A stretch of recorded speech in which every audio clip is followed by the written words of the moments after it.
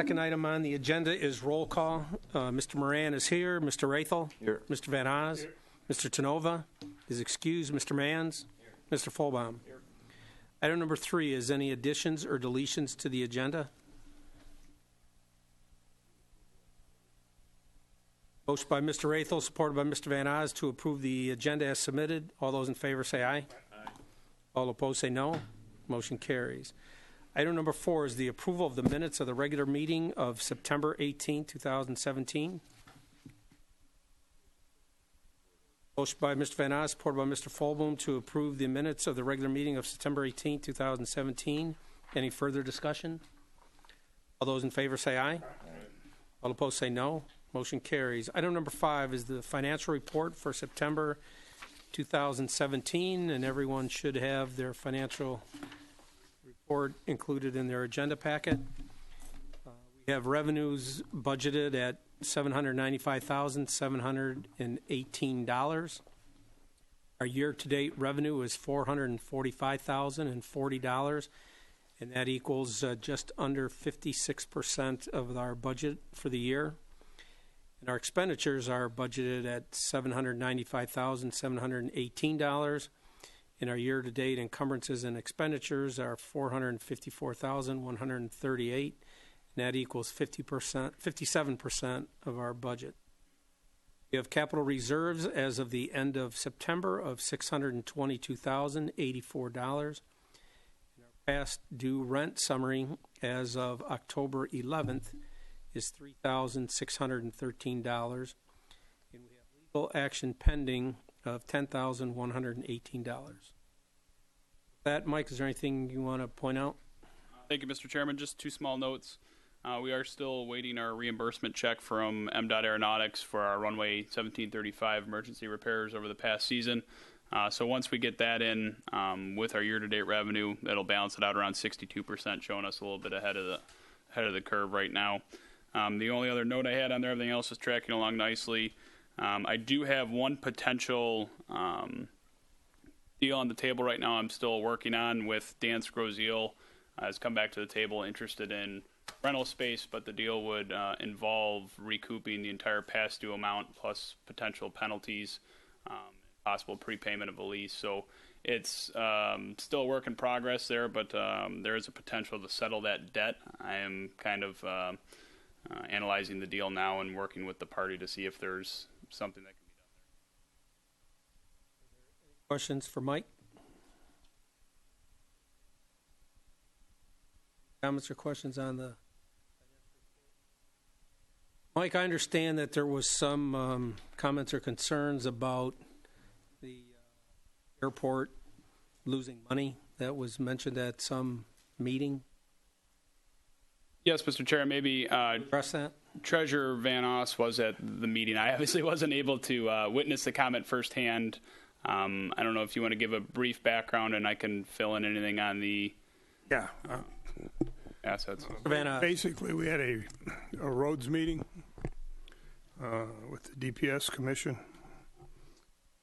I sat on as an ex officio, as not a voting member, but anyway, there was a member of the Grosse Ile Civic Association had made a comment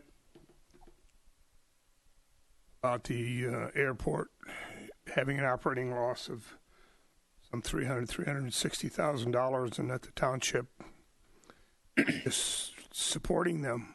Which time I about came out of my chair because it's the kind of rumor we don't want started. And I corrected him and told him that the fact of the matter is that the airport is autonomous to the township. We get no revenues, no funds for them, and never have.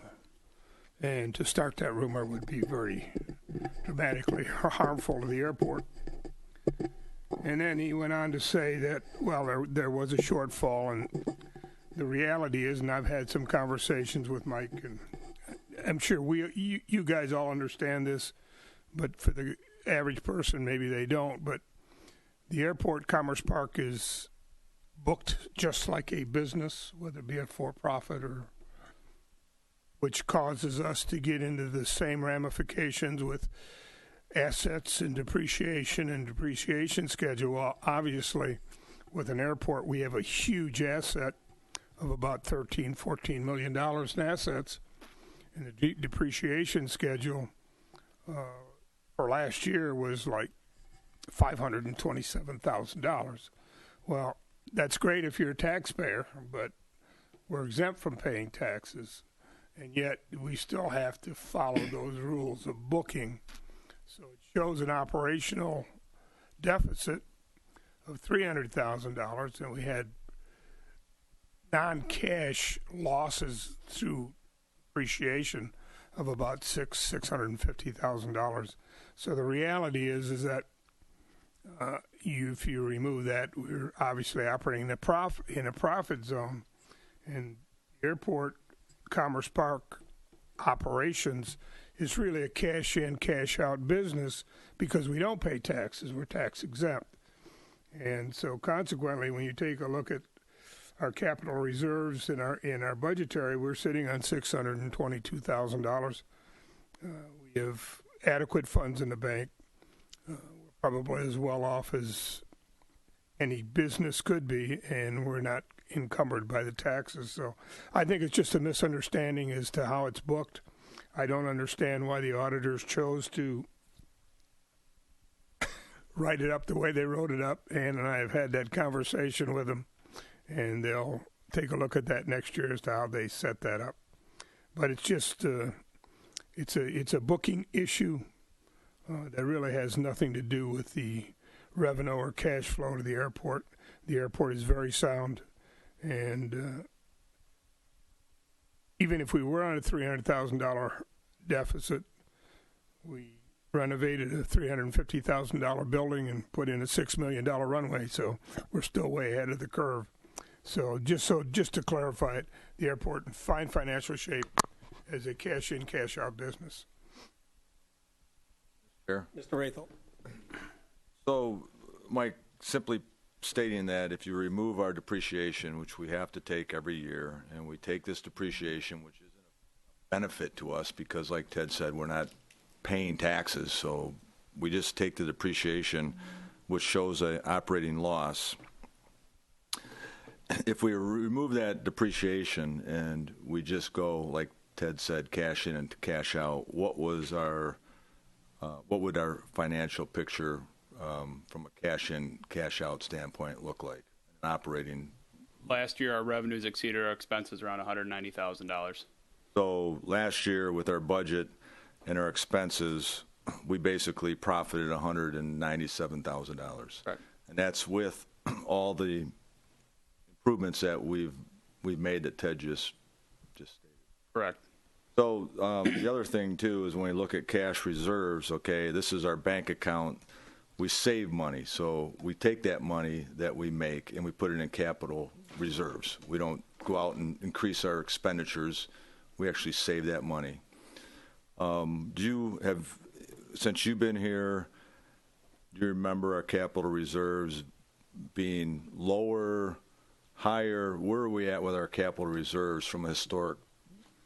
When I first came on about 6 years ago, it was about $375,000. We normally keep it around $400,000 or $500,000. We went up to almost $600,000 before we did the renovations on the east side of Hangar 1. Had the expense for that. We sat around $400,000 for the following year or two, and this year we're back up to about $600,000. So we tend to keep a cash in the bank around $400,000 to $500,000. We'll pump it up a little bit if we have a large capital improvement like a large roof like the tennis center, anything along those lines, or the east side of Hangar 1. Well, in the over 20 years that I've been looking at this, I don't remember our cash reserve position being any higher. I know that you and everyone is very conscious of looking at our expense balance in our budget, and then making sure that we have money at the end of the year for capital reserves, or another word for that is profit, operating as a profit.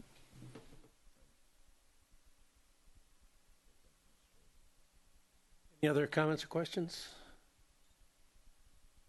Hearing none, I'll entertain a motion to receive and file the financial report. Motion by Mr. Mann, supported by Mr. Holbaum, to approve the financial report for September 2017. All those in favor say aye. Aye. All opposed say no. Motion carries. Item number 6 is the manager's report. Item 6A is the new hangar update. I want to provide a picture, and I can do it, or if Ken is actually here today for our discussion item later. I don't know if you want to provide the update on where we're at. And Mike, we can roll right into that discussion item. Sure. If we might as well, since we're talking about that. Okay, want to come on up? On your screens there is a picture of our new hangar here on the field as of, this week? Yeah. So the landscaping's been installed. You can see some nice pavers out front. The parking lot has been paved and striped. The seed has been planted. And I think we're really kind of down to the finishing touches. Ken is currently working on installing a floor in the office areas, but the hangar itself has got the epoxy coat done on the main floor, and everything else is installed, right? Yep. Pretty much waiting on some wall finishes and floor finishings in the office. A little paint. That's about it. I know a couple of commissioners were able to get out before our last meeting and take a brief tour, and I've taken Treasurer Van Oss out there as well. Good. So we can move right into the discussion item about a potential hangar development. Yeah. What we're thinking of doing is putting 2 executive hangars right alongside of this building on the east side. Microphone. They won't be able to hear you on television. Yeah, two executive hangars on the east side of this building, approximately 2,000 square feet each. They're going to be on the higher end as far as the rent is concerned. We're probably going to be in the neighborhood of $550 to $600 a month. That's pretty much it at this point. We just come here today to see if there's any objection to doing it, or like to move forward and do some planning. Chair, if I just may add, my only goal here today is just to give Ken a little bit of a consensus if we're in favor of land leasing to him further space to develop 2 potential new hangars before he'll still come back to us with a full plan, but before he went off and expensed any environmental investigation or designs or planning or architectural stuff. I just wanted to get a general brief consensus from the commission on if this is something we're interested in, because I don't want him to go off on a tangent before we're all on board. So it would be, this is a diagram of the current facility, parking lot, and everything that he just built and completed. We're looking the area here to the east. It would be between his current building, and then we have the DPW storage pile over there. I do have an overhead of that area. So this is roughly where his hangar sits, the roadway there. We're looking at developing this further east. The only other thing from an airport design standpoint, we would have to figure out going into that is how we're going to tie all 3 hangars together and get access to the ramp or the taxiway. One of those 2 things would have to be accomplished. And we looked at previously, I know our last meeting we discussed possibly paving this roadway into the taxiway or tying into the ramp. That's something we kind of put on hold until we get a kind of a little bit more of a grasp on what Ken wants to do with these the buildings. And my general take on this, I think if we had someone who wanted to develop T-hangar similar to ours, I probably wouldn't be in favor of that because it's kind of a competition base. I mean, that's our main revenue source on the airport. But a couple of higher-end hangars that rent for, 30 to 40% higher than we charge on average for that, and to have some new development on the field, I think is a good thing, and I'd be in support of it.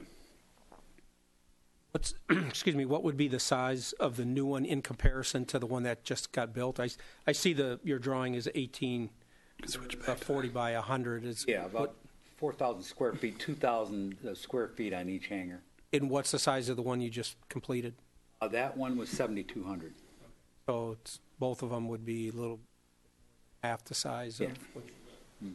Yep. Just a reminder, our T-hangars range from $224 a month up to $325 or $329 a month, excuse me. So that $500 to $600 range is quite a significant amount more than our, I'd say, our main client.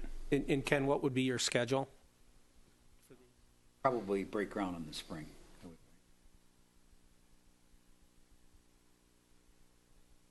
Comments or questions? Anyone issue with Ken proceeding with the planning?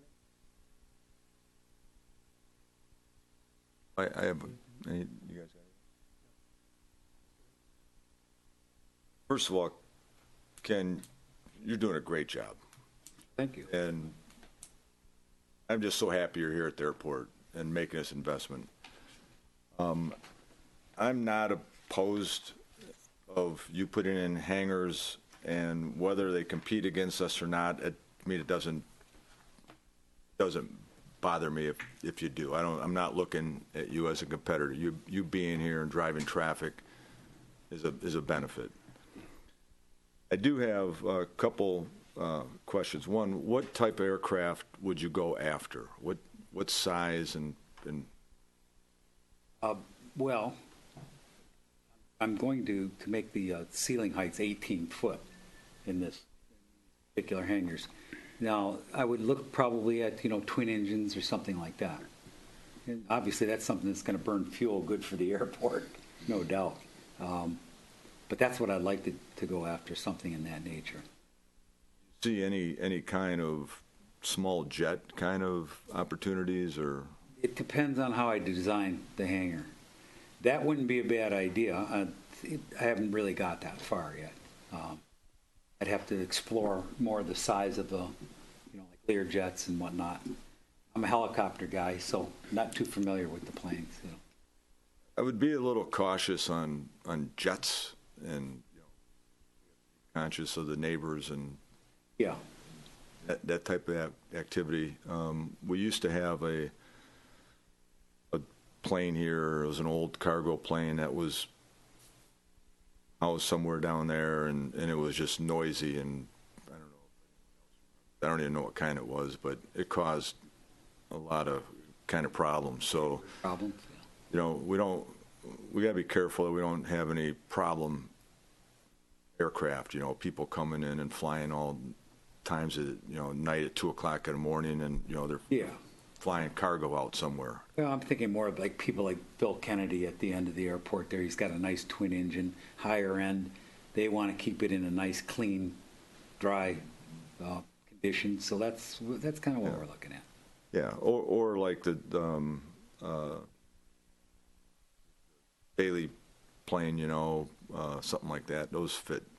So I don't know if we have to address that in some kind of a lease or whatever, but make sure that classification of airplanes that come in. So I don't want it totally out of our hands. That's the other thing is that can you redo that again, Mike? Sorry. I'm not sure if I'm 100% in favor of the location. And I don't know if the location is there because it would be better for you because you have an office there. But we looked at this for a long time of where a corporate hangar would be. And Mike, if you can do the overhead there. So you look right there where he's pointing.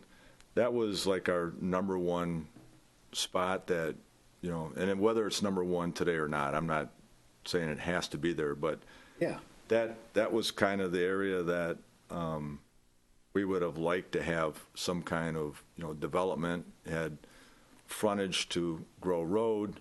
You make it real nice. It's a nice building on Grow Road. Yeah. You got the doors in the back. You got easy access to. So I'd like you to at least take a look at that area. Might not be a bad idea. Yeah. And then the other area is to the south of the T hangar there, like right in there.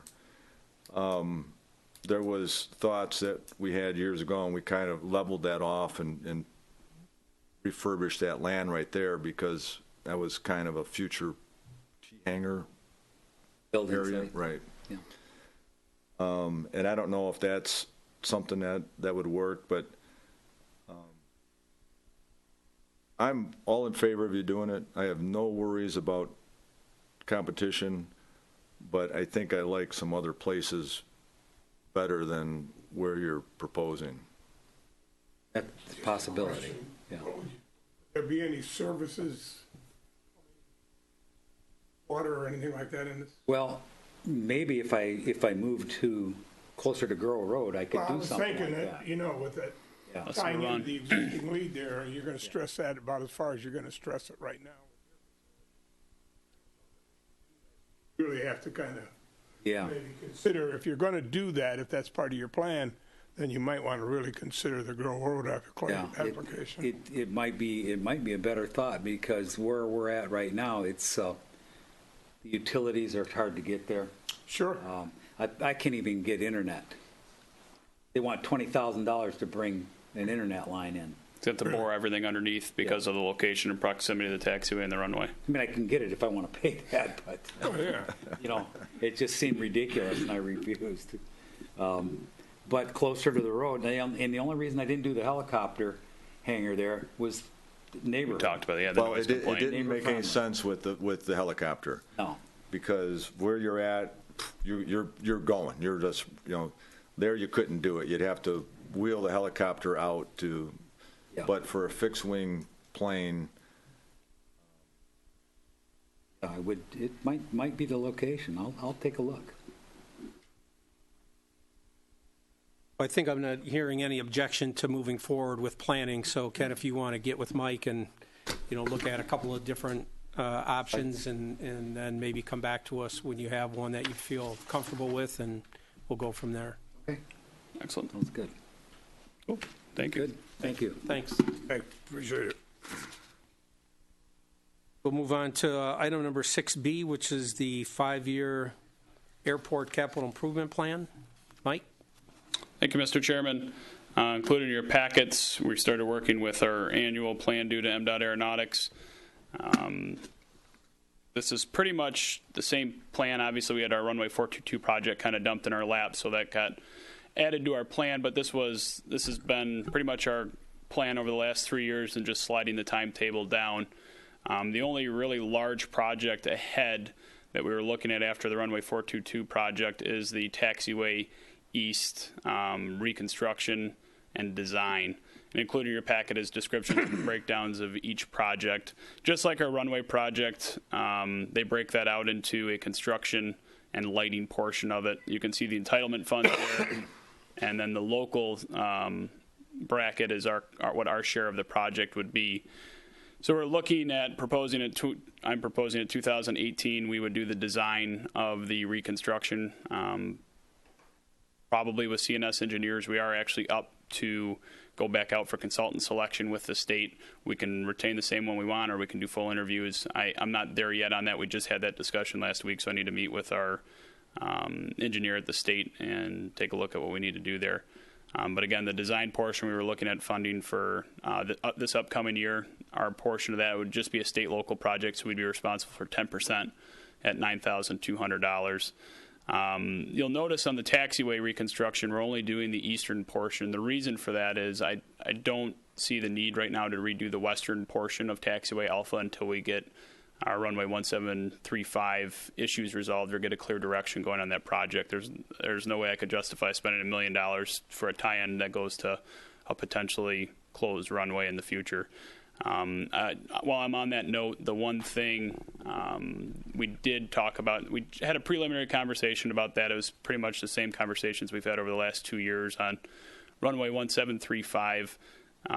The state inspector was trying to nudge me to really get a game plan and propose something to the FAA. I disagreed with that route, and I suggested that we take a similar route we took with our runway 422 discussions, where we go up to the district office in Detroit and meet with MDOT Aeronautics and the FAA and kind of have an open discussion on that runway, what our options are, before we go off willy-nilly planning and coming up with ideas. So the only outcome of that was they thought, let's get through the winter. An email was sent from a representative of MDOT Aeronautics to the FAA just saying, we'd like to get together in the spring. We didn't set a date or anything like that, but we would be in touch, just to kind of put it in their brains that conversation was coming. So I think that's kind of a project we're going to have to deal with over this winter. I'll bring forward to the commission is starting some preliminary discussions on what we're interested in doing with that property and the runway in the future. Van Haas? I'm hesitant to get too deep into a 5-year plan without 17 being a major player here, because it could affect everything that we do going forward. So I would think that sooner, because of the condition of 17, I would think that sooner rather than later, you would want to have this factored in, and maybe that's what it's going to take to get MDOT or the FAA off dead center to say, yes, they're going to support it, or no, they're not. Correct. And I tried to push that timetable with them to have it quicker. The state was the one nudging to hold off until the spring. So we kind of settled there, but I can bring the conversation back around to see if we can have. Well, I think it's necessary before we adopt any 5-year plan, Yep. because that's going to really. Sure. I mean, if we decide to, because if the rehab on 2.2 was $6 million, the rehab on this is going to be equally that much. Correct. If they want to do that, and if they don't, then that negotiation has to start as to what they're going to do with that property, and are they going to release it from their hold and give it to the township, or what are they going to do with that property? Because we still have some maintenance that we have to do on that. I mean, even if we abandon that runway, you can't just let it grow and turn into a hiding field for animals and deers and stuff. So we still got a lot of maintenance work that we have to do there with no return on that investment if we don't use the runway. Sure. I agree. I'd like to see it as part of the 5-year. We are required to submit a 5-year to MDOT, but again, it's with us, it has been a moving target over the last couple of years because we had the runway project dumped. So there's a lot of moving parts and adjustments and pieces. Nothing's really been set in stone with our 5-year plan.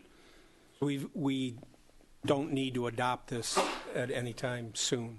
We do have to submit something to the state, MDOT Aeronautics, and that was what came out of our last meeting. Was this was basically the rough draft. And again, to note, the airport advisory committee has not approved or adopted this yet. We haven't been able to get together for a meeting, so I'm kind of just dealing with the state right now on this. But I can try to push that schedule forward, but they're going to require us to submit a 5-year plan. Obviously, with that in the background, they're going to have to be reasonable on making adjustments or anything like that if we want to change it. But we submit this on an annual basis. So I mean, if we choose to, we can do the design for the rehab of the taxiway, and next year if we negotiate something for 1735, we're going to have to move the capital improvement plan around to accommodate that. We have to shift it. Correct.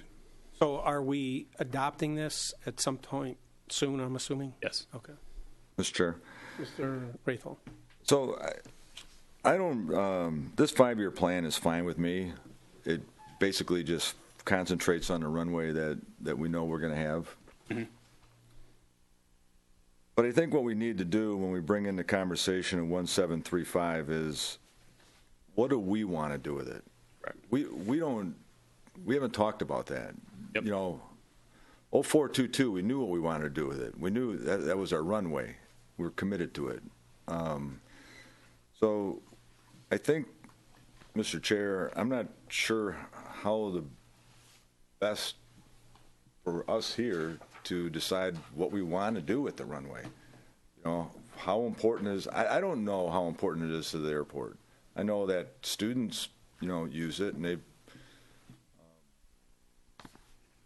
I don't know how many landings and takeoffs we have on it. I know kind of how much money we spend annually on maintenance and issues that we have. But what's the benefit? And what's our options with it? Like Ted said, and he's 100% right. You just can't put an X in the middle of the runway and then just walk away from it. I mean, we got to do something.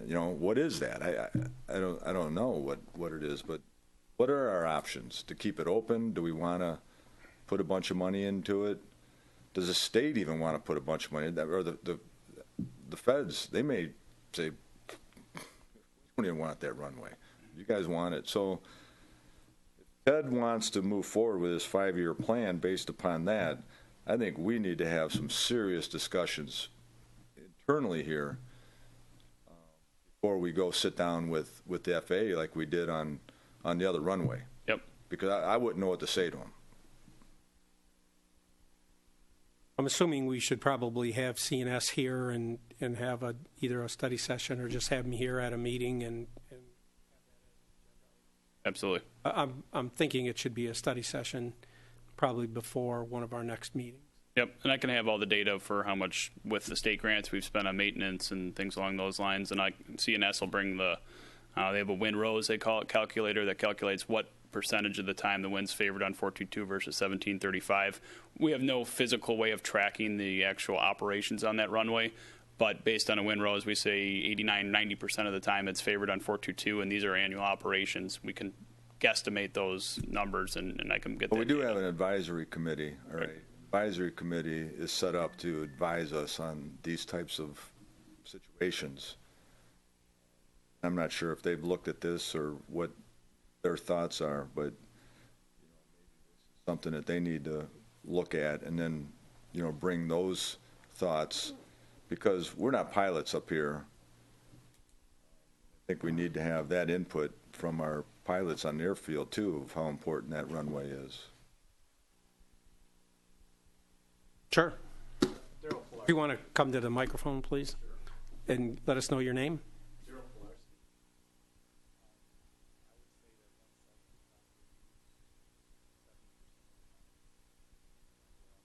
Predominantly, the winds are coming from the south, and I use it probably 3 times every time I use 2.2 or 4.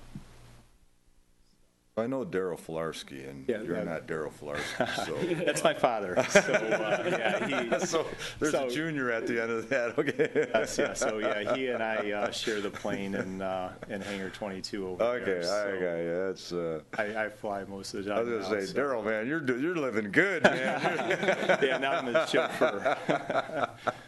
But yeah, I mean, I think for safety reasons, I think that that runway is very important. And Mike, maybe you can gather information talking to people like Sure. him and get more information that you can bring to the discussion. Absolutely. Thank you. Thanks, Daryl. Just one final thought, Mike, is that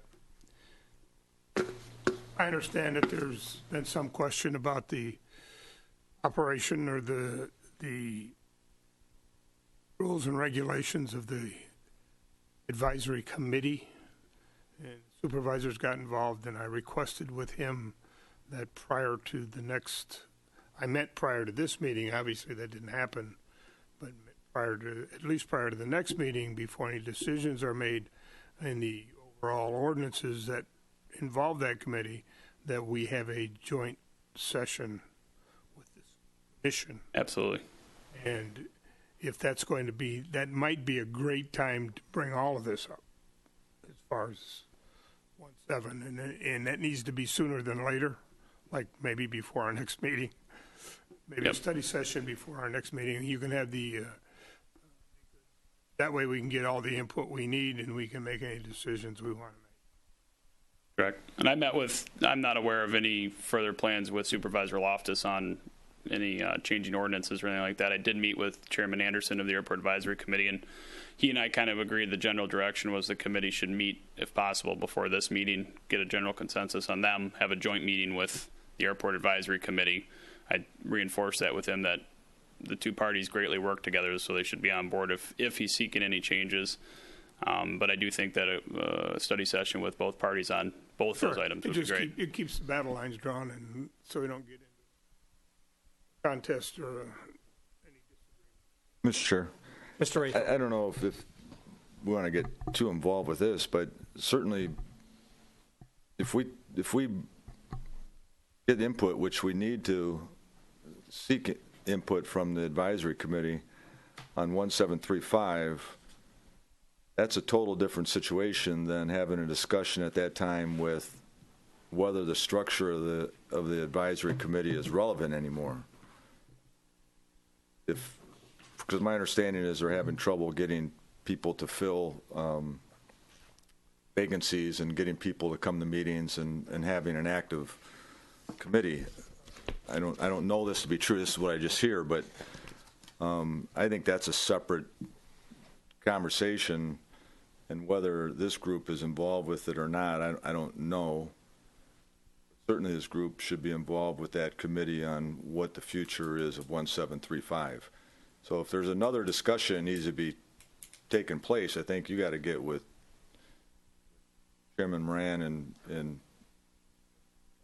Treasurer Van Oss to look at how all that fits in.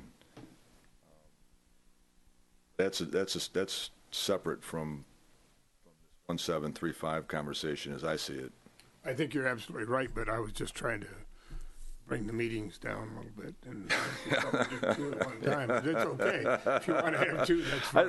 It would be nice, Ted, if that could happen, but I don't think it's going to be that easy to. Mike and I can talk about that and figure out how the best way to handle that is. So, Mike, you and I can have a discussion later on this week. Okay. Anything else on the 5-year capital improvement plan?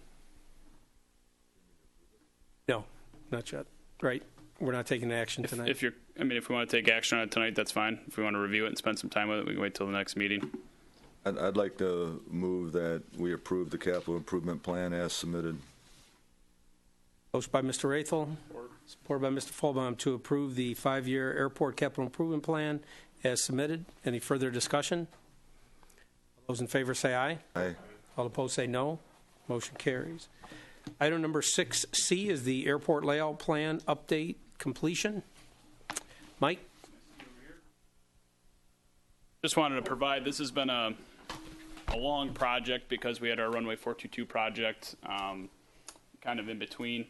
The FAA several years ago kind of mandated a working document. It had always been on the books, but they chose the airport layout plan to really be a working document for the current state of the airport, future planning, and to show your runway surfaces. It was kind of their document to track all that.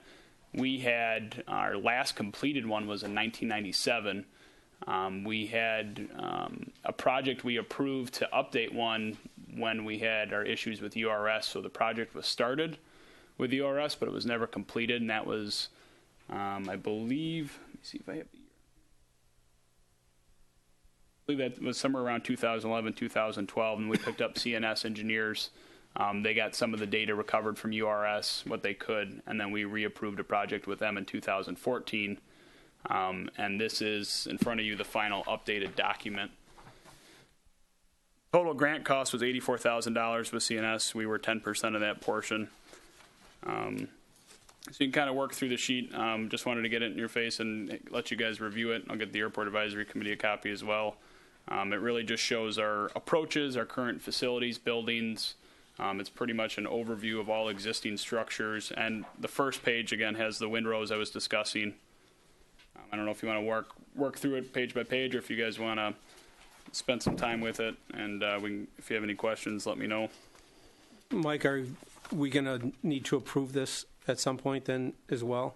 No, we don't need to approve it or accept it. The CNS Engineers works with myself. They get it together, and then the state accepts it basically as the current plan. This is considered a working document now, so we can make changes to it. So like when we do our 5-year capital improvement plans, they'll update the drawings. They have to show the projects on a map physically where they are, things like that. But the FAA's main goal was just to get it all in one document together that we can easily edit and update with our engineer along the way. But to get the bulk of the information down, just because there was not, up until the late 90s, there was not a document that showed everything together.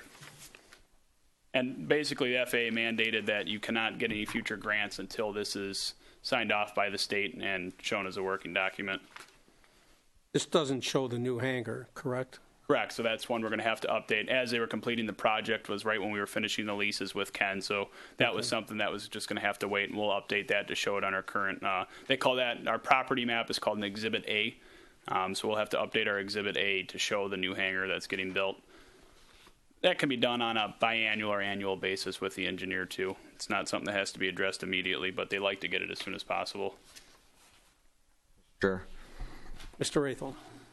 Mike, when we look at, we just talked about 1735, and so in this plan, we basically have this thing expanding its current usage. So we have, future easements, which basically puts no development on the north side of Grove, which is in the red box. What sheet reference are you on the bottom right corner, just so I'm on the same page? 4. 4? Yeah, and it was with so many unknowns on 1735, it was like, for example, they show a potential reconstruction on 1735. That was back when the engineer and I were starting to debate whether we'd want to go for reconstruction or what the conversation was. So that's going to have to get updated with what our goals and plan is when we meet. What comes out of that, we'll update on this plan. So that's not really valid either. But again, it shows at least the runway, and we have the overall diagram, and we just update the overlays and the information into it. Well, would this be something that the state would look at, that this is our desire, this is what we want to do?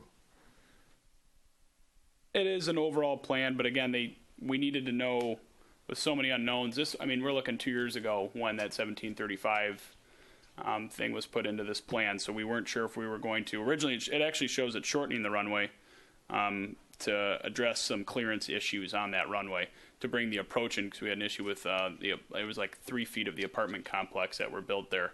So we were going to actually shorten the runway. Originally was a plan, but now that we've gone down the conversation of not having funding in the FAA and things like that, it needs to get updated.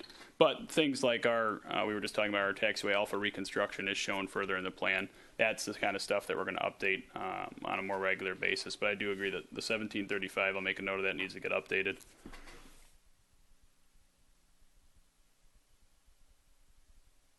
This is just aviation activity, right? Correct. Yep. This wouldn't be a Commerce Park business future plan or anything like that. It does show our facilities in the Commerce Park, but I don't think they're concerned. I asked that question to our engineer, and they didn't seem to think that we needed to show any interested future development in the Commerce Park. Just we would add the buildings as we go on that to represent our Exhibit A, to show that we're documenting the new facilities. And who does this actually get submitted to, Mike? MDOT Aeronautics, because we're a block grant state, they report to the FAA, so MDOT Aero will sign off and recommend the plan to the FAA, and then they either accept or reject it. Or I guess they just send you a letter saying that they've received and filed the plan. That's their way of accepting it. And we can update this whenever we want? Correct. Has there been any talk in recent years about a seaplane activity? No, we used to have that, and has that been talked about at all, or no? Not with the 422 project and the 1735. Kind of with that pool of funding that was required, the seaplane base kind of did fall off the table there. That's something that in this document we'd want to add, just to have it there, so it's don't ever lose total sight of it. Sure, I think so. I think that should be discussed, the Airport Advisory Committee, and looked at, definitely, if we want to add it onto there. I think we could add it if it's not on there. They note it as a slab down there, but I think we could probably relabel it as potential future seaplane base or something along those lines to show it, at least on our property. That's what it was used as in past life. Well, even before, I said in recent years, say 10 years or maybe even longer, we had some activity down there with a Cub on floats, and we had some other activity that seemed to fit well. Correct, So we do have one ultralight that actually currently, they don't use the slab, but they use the ramp that's next to the slab to launch into the bay out there when the weeds are, when the Phragmites are a little lower. You know that.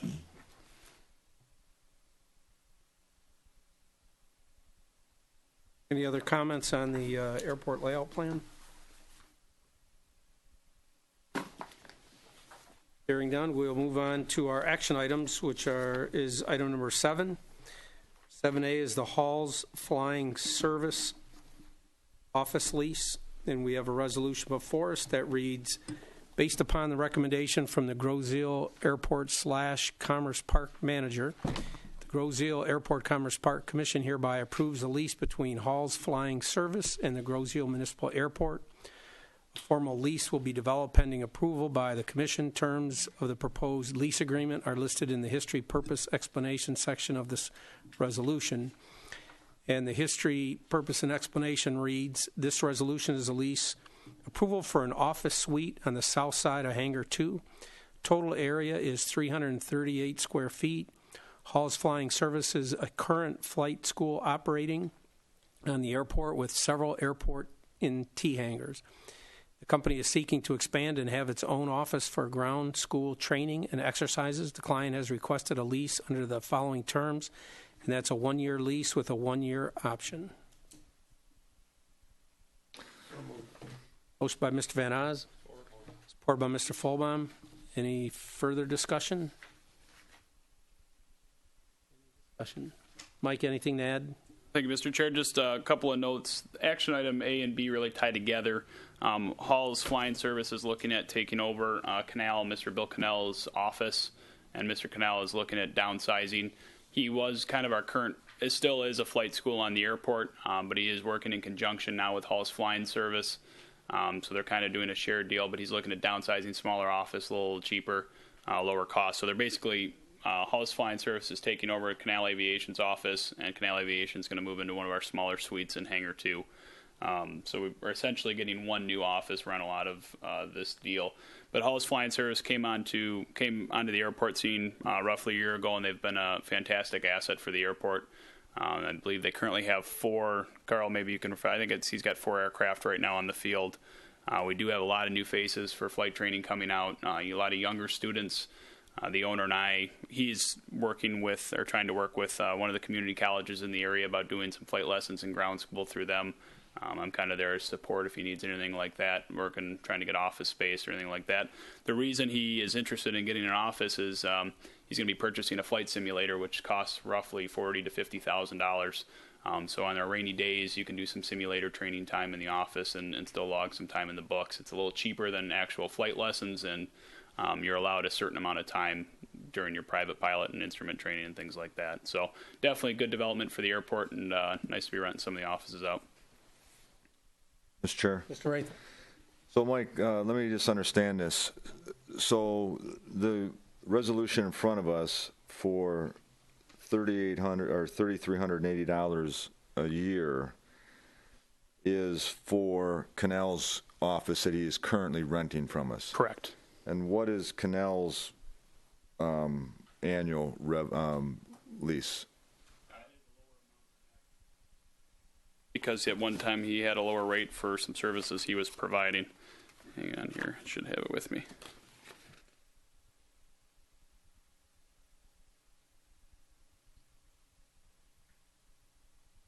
His current monthly rent was $239 a month. So however that totals out. So it's roughly $50 a month more.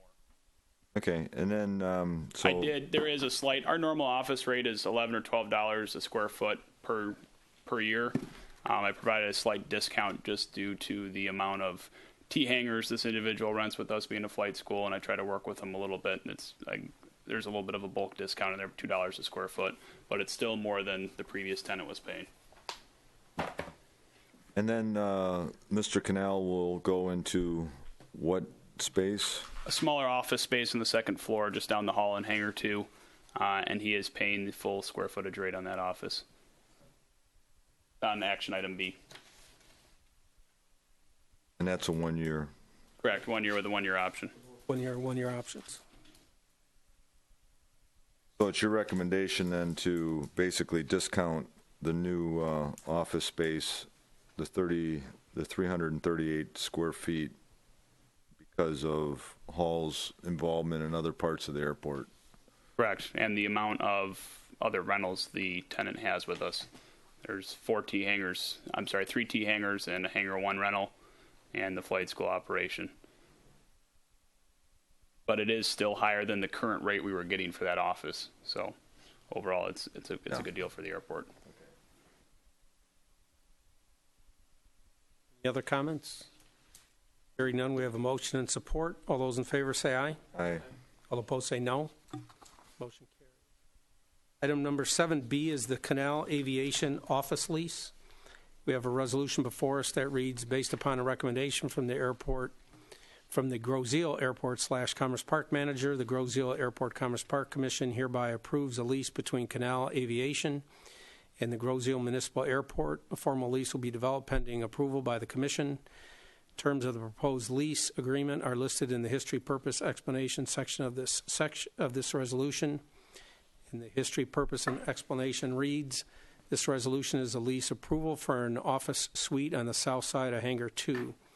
total area is 169 square feet. Canal Aviation is a long-standing flight school operating on the airport.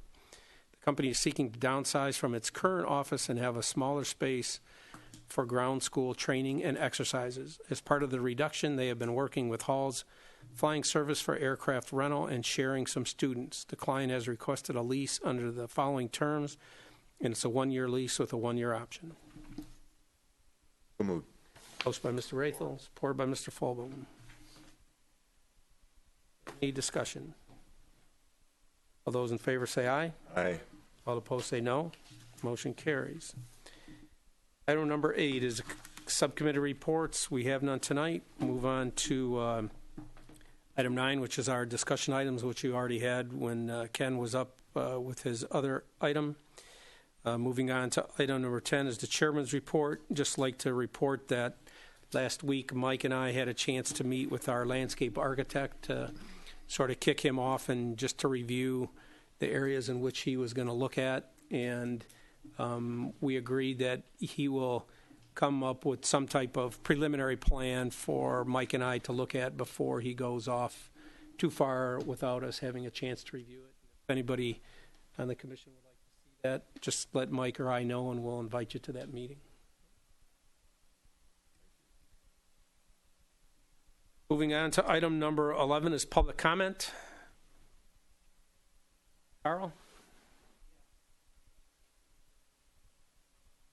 As a pilot that had been flying out of here and on an advisory committee back in 1971, I am deadly against 1735 being set aside.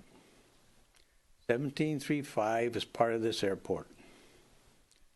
See it being shelved for political reasons, not because of the airport or because of the use of the runway, is disturbing to me at best.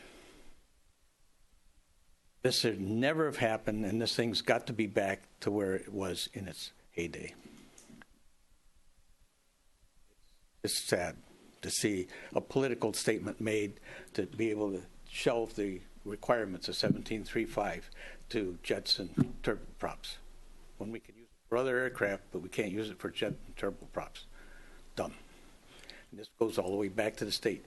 This is a reliever airport, and at some point in time, this airport is going to be very important to the state of Michigan and to the southeastern of Michigan. Thank you, Carl. Comments? Well, I do have to just comment on that, and I agree with Carl.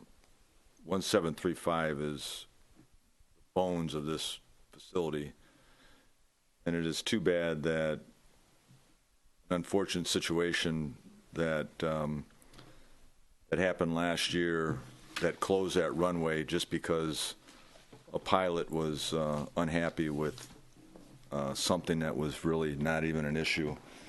Got the state and got everybody talking above us to address this. It's just sad. And Carl, I'm going to do everything I can, as you know, to keep that runway and to make sure that we don't lose it.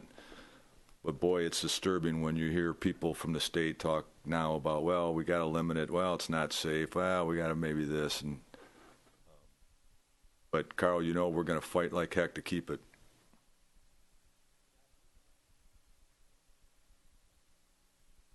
Comments? Hearing none, the next item on the agenda is to adjourn. So moved. Motion by Mr. Rathel, supported by Mr. Fulbaum to adjourn at 7:53. All those in favor say aye. Aye. All opposed say no. Motion carries.